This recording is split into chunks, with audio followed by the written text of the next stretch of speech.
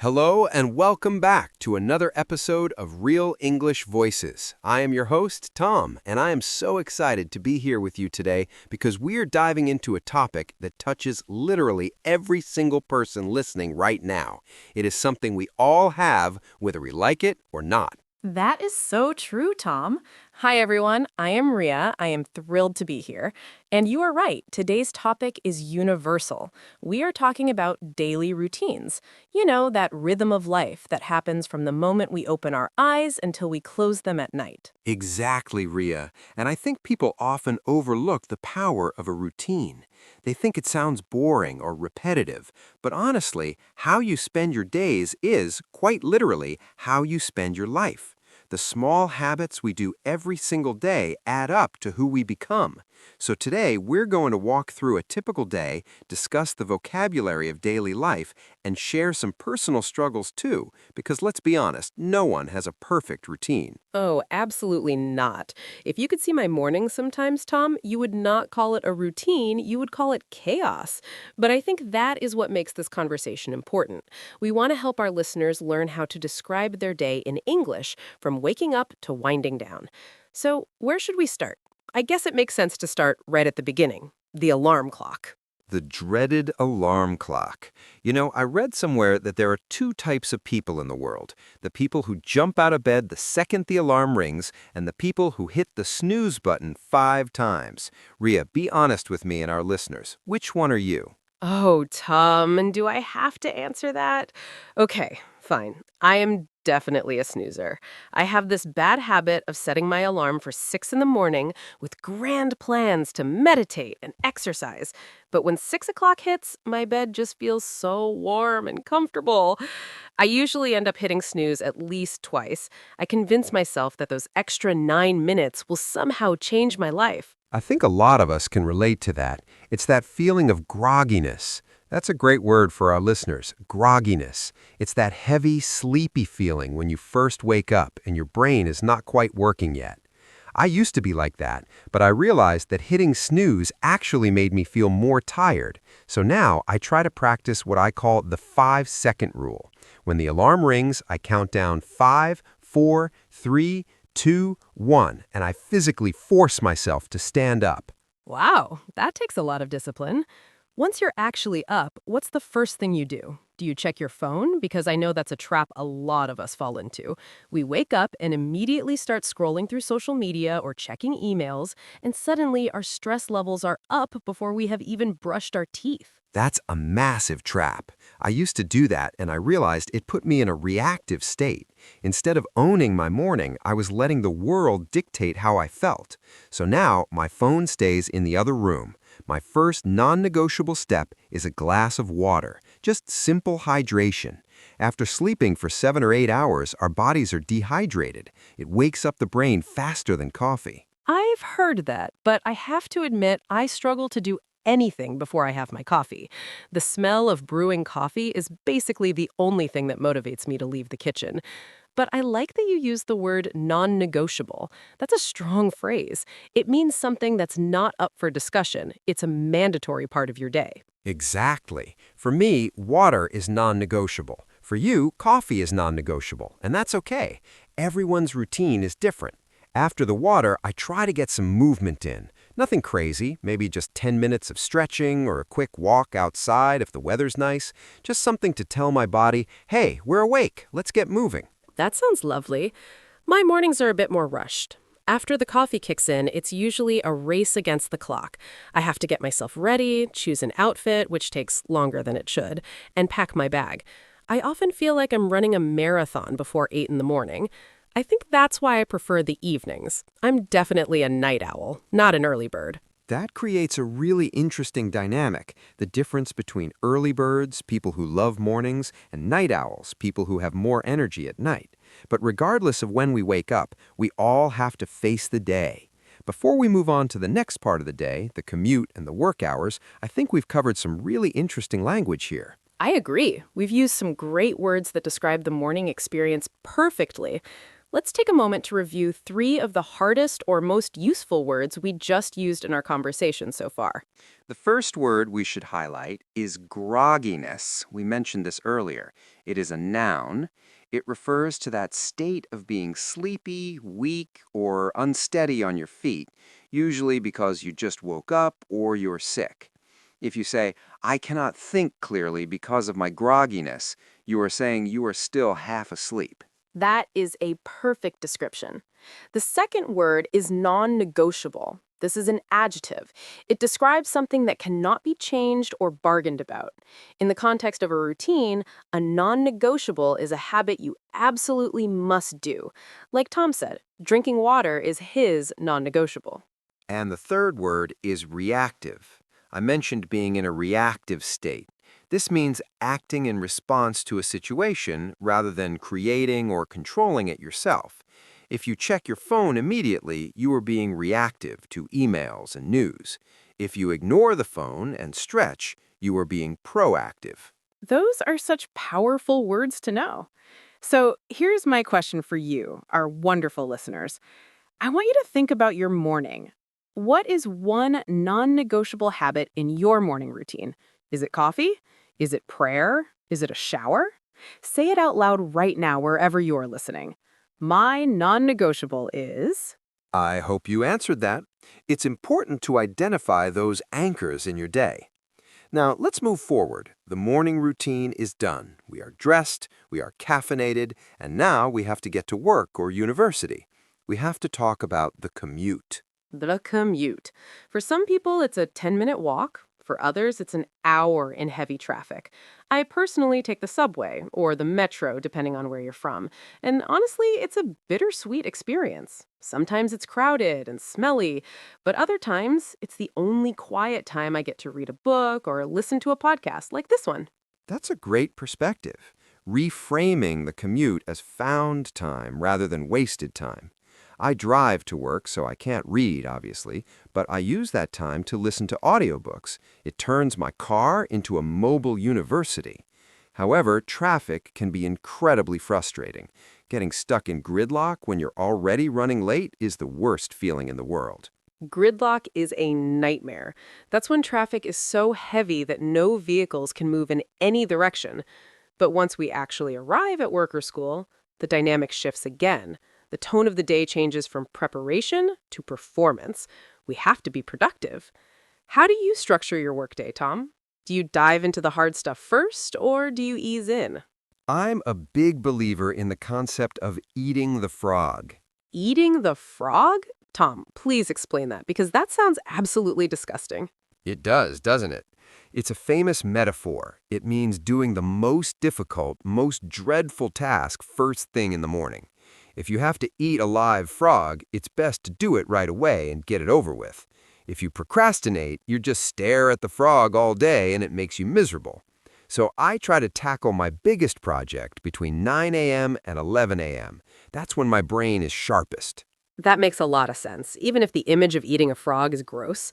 I tend to do the opposite, which might be my mistake. I start with the easy wins. I answer emails, I organize my desk, I make a to-do list. I feel like ticking off small boxes gives me momentum. But I admit sometimes I spend so much time on the little things that by the time I get to the big project, I'm already tired. That's a very common trap called productive procrastination.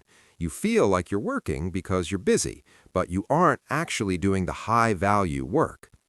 But let's talk about the midday slump. You know, that time around 2 or 3 p.m. when your energy just crashes. How do you handle that? Oh, the afternoon slump is real. My eyes get heavy and I start fantasizing about a nap. Usually, I try to change my environment. If I've been sitting at my desk for hours, I'll stand up and walk to the window or go get a glass of water. Just changing the scenery helps reset my brain. And I try to avoid heavy lunches. If I eat a huge bowl of pasta, I'm finished. I'll be sleeping at my keyboard. Diet plays such a huge role in our energy levels. It's fuel. I try to save tasks that do not require high brain power for the afternoon. Things like administrative meetings, filing paperwork, or replying to routine messages. I save my creative energy for the morning and use my low energy time for maintenance tasks. That's smart. Categorizing tasks by energy level, not just by time. We spend so much of our lives working. It's really important to find a rhythm that doesn't burn us out. Burnout is a serious issue these days. People pushing themselves so hard that they just collapse physically or emotionally. Absolutely. And a big part of avoiding burnout is knowing when to stop. That transition from work mode back to personal mode is crucial. But before we talk about the evening and how we unwind, let's pause again. We have covered some excellent workplace vocabulary here. We certainly have. These are words you can use in business settings or just casual chats about your day. Tom, what are the 3 key words from this section? The first one is gridlock. It is a noun. We used it to describe traffic, but it can also describe a situation where no progress can be made, like in a disagreement. If you say, the negotiations reached a gridlock, it means everyone is stuck. Good one. The second phrase is actually a metaphor we discussed, eating the frog. It means tackling the most difficult task of the day first, so it's out of the way. It's about overcoming procrastination. And the third concept is burnout. This is a state of emotional, physical, and mental exhaustion caused by excessive and prolonged stress. It occurs when you feel overwhelmed, emotionally drained, and unable to meet constant demands. It is so important to recognize the signs of burnout. So here's my question for you listening right now. What is your frog? What is the one difficult task you often delay or procrastinate on? Is it studying grammar? Is it cleaning the house? Is it making a difficult phone call? Identify your frog and maybe try eating it first thing tomorrow. I love that challenge. Okay, let's transition to the evening. The workday is done. You have survived the gridlock on the way home. You walk through your front door. What happens next? For many people, this is the best part of the day. Definitely. This is when I can finally take off my work hat and put on my home hat. Ideally, I like to disconnect completely. I try not to check work emails after 6 p.m. I think it is vital to have boundaries. If you're always available, you never truly rest. My evening routine revolves around cooking. I find chopping vegetables really therapeutic. It's repetitive and calm. Cooking is a great way to decompress. To decompress means to release pressure and relax. For me, the evening is about family time. We make it a point to eat dinner together without the television on. It's the only time we can catch up on each other's days. We play a game called High and Low, where everyone shares the best thing that happened to them that day, their high, and the challenging thing, their low. That is such a beautiful tradition. It encourages conversation and vulnerability. I live alone, so my evenings are a bit quieter. I usually listen to music or call a friend. But I have to admit, Tom, I have a bad habit in the evenings too. Revenge bedtime procrastination. Revenge bedtime procrastination? That sounds intense. Explain that to us. It's a psychological phenomenon. It happens when people who don't have much control over their daytime life refuse to go to sleep early in order to regain some sense of freedom during late night hours. Basically, I stay up until 1 a.m. watching silly videos or reading, knowing I will be tired tomorrow, just because I want to feel like my time belongs to me. That is fascinating and actually very relatable. It's like you're stealing time back from the day, but the price you pay is the next morning's grogginess, bringing us right back to the start of our conversation. It's a vicious cycle. It really is. Breaking that cycle is hard. I'm trying to implement a digital sunset. This means turning off all screens an hour before bed. No blue light, just reading a physical book or journaling. It helps signal to my brain that it's time to sleep. Sleep hygiene is the term for that, having a clean, consistent approach to sleep. I find that if I write down my to-do list for the next day before I go to sleep, I sleep better.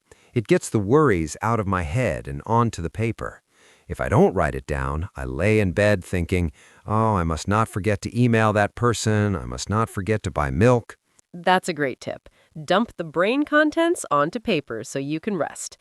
You know, Tom, listening to us talk, it sounds like a lot of work just to get through a day. There's so many strategies and rules. But at the end of the day, a routine shouldn't feel like a prison. It should feel like a safety net. That's beautifully said, Ria. A safety net. It supports you. And the most important thing to remember is that you don't have to be perfect. If you miss your alarm one day, or you eat a heavy lunch and feel tired, or you stay up too late watching movies, it's okay. You just reset and try again tomorrow. The goal is consistency, not perfection. Exactly. And learning English is part of that routine too, just like brushing your teeth or drinking water. If you can make listening to English or speaking English a tiny part of your daily ritual, eventually you won't even have to think about it. It will just be who you are. We are coming to the end of our routine discussion, and I feel like we have traveled through a whole 24 hours together. Before we say goodbye, we have one last set of vocabulary to review. These are words focused on the evening and mental health. Right. Let's look at the 3 hardest words from our evening chat. Number 1 is decompress. It is a verb. It means to calm down and relax after a period of work or tension. You might say, I need a quiet weekend to decompress after this stressful project. Number 2 is therapeutic. This is an adjective. It means causing someone to feel happier and more relaxed or to be healthy.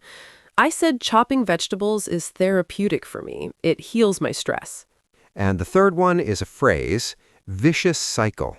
This refers to a sequence of reciprocal cause and effect in which 2 or more elements intensify and aggravate each other, leading inexorably to a worsening of the situation, like staying up late, being tired, drinking too much coffee, not sleeping well, and staying up late again. A vicious cycle is hard to break, but you can do it. So my final question for you today is about your evening.